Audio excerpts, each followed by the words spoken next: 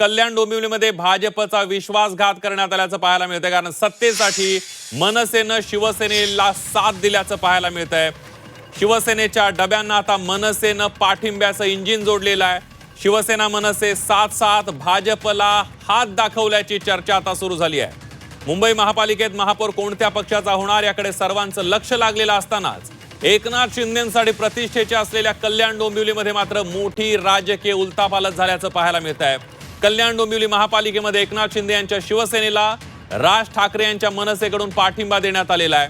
भाजपला सत्तेपासून दूर ठेवण्यासाठी एकनाथ शिंदेंनी ही खेळी खेळलेली आहे आणि त्यामुळे ठाकरे बंधूंच्या पक्षामध्ये वाद उद्भवण्याची शक्यताही वर्तवली जाते। शिंदेंच्या शिवसेनेला मनसेनं पाठिंबा दिलेला आहे। मनसेला अवघे काही नगरसेवक कमी पडत असतानाच शिंदेंच्या शिवसेनेला अवघे काही नगरसेवक कमी पडत असताना मनसे शिंदेंच्या शिवसेनेच्या सोबत गेल्यामुळे शिंदेंच्या पक्षाची ताकद वाढलेली आहे आणि महापौर पदाचा दावा अधिक बळकट झाल्याचं पाहायला मिळत आहे। त्यासोबतच ठाकरेंच्या शिवसेनेचेही कल्याण डोंबिवलीतले 4 नगरसेवक नॉट रिचेबल आहेत। हे 4ही नगरसेवक शिंदेंच्या शिवसेनेला मिळणार असल्याची माहिती समोर येते आहे, चर्चा सुरू आहे आणि त्यामुळे बहुमताचा जो कल्याण डोंबिवलीतला 62चा आकडा आहे त्या आकड्यावर शिंदेंची शिवसेना पोहोचल्याचं पाहायला मिळत आहे। बघूयात या संदर्भातला एक स्पेशल रिपोर्ट।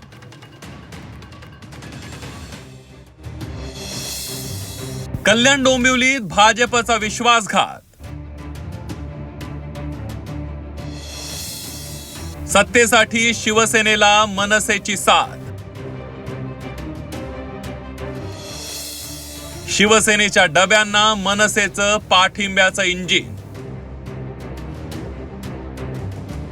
महानगरपालिका निवडणुकीनंतर महाराष्ट्राच्या राजकारणात सत्ता संघर्ष आता वेगळ्या वळणावर पोहोचलाय।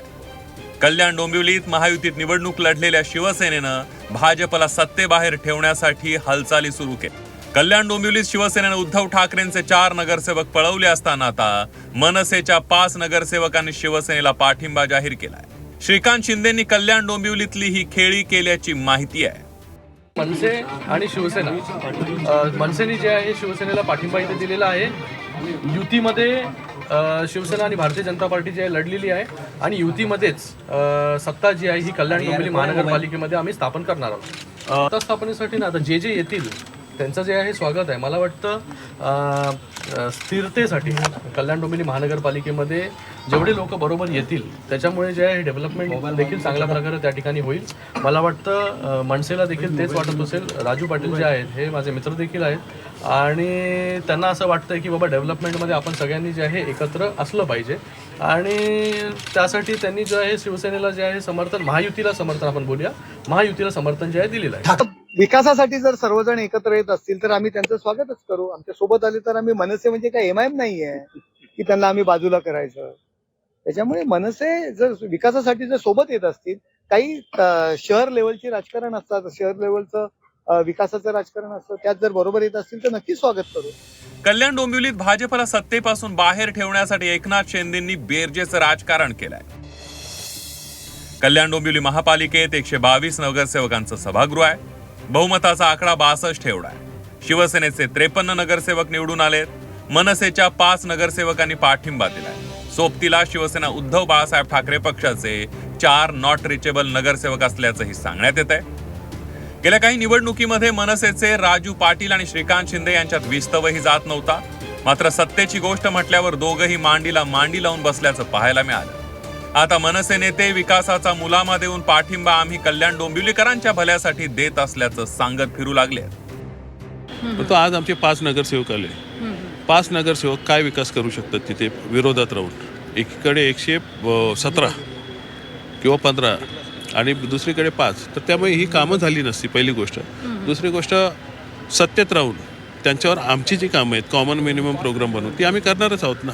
त्यामुळे ती कामं होत असतील, लोकांचं मत वाया जात नसेल, त्यांची कामं होत असतील तर आम्ही काही पैशाने विकलो गेले नाही आहेत। आमच्या लोकांनी पैसे घेऊन आम्ही पाठिंबा दिलेला नाही। जो खेळ इथे चालू होता तो कुठेतरी बंद व्हावा लोकांना एक स्टेबल इथे महापौर किंवा जे लोकप्रतिनिधी आहेत, त्यांचं राज्य इथे स्टेबल असावं या एका चांगल्या हेतूने दिलेला पाठिंबा आहे. हा पक्ष म्हणून याचा काही संबंध नाही. जो निर्णय आहे तो स्थानिक नेतृत्वाला घ्यायचा अधिकार सन्माननीय राजसाहेबांनी घेतलेला. जे स्थानिक राजकारण ज्या पद्धतीचं चालू होतं त्या याच्यात जनतेच्या हिताच्या दृष्टीने जो निर्णय योग्य वाटला तो आमच्या स्थानिक नेतृत्वाने घेतला. कल्याण डोंबिवलीमध्ये सुद्धा बीजेपीचं आणि त्यांचं कदाचित थोडंसं बिनसलेलं असावं आणि शिंदे साहेबांना वाटलं असावं की आपल्या स्वतःच एक हाती सत्ता असावी म्हणून त्यांनी कदाचित लोकल लेवलवरती या तडजोडी केल्या असाव्यात आणि त्या बाबतीमध्ये आमचे तिकडचे जे नेते आहेत, आमदार आहेत माजी, त्यांच्याशी त्यांची चर्चा झाली असावी.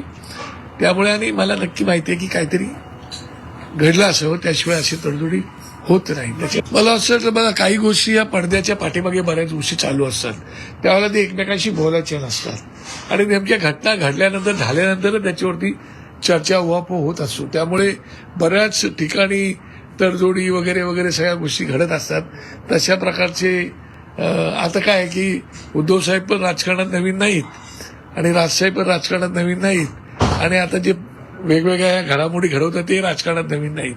राजकारणामध्ये काही कधी होऊ शकतं, कोणच कोणाचा शत्रू कायमचा कधीच नसतो.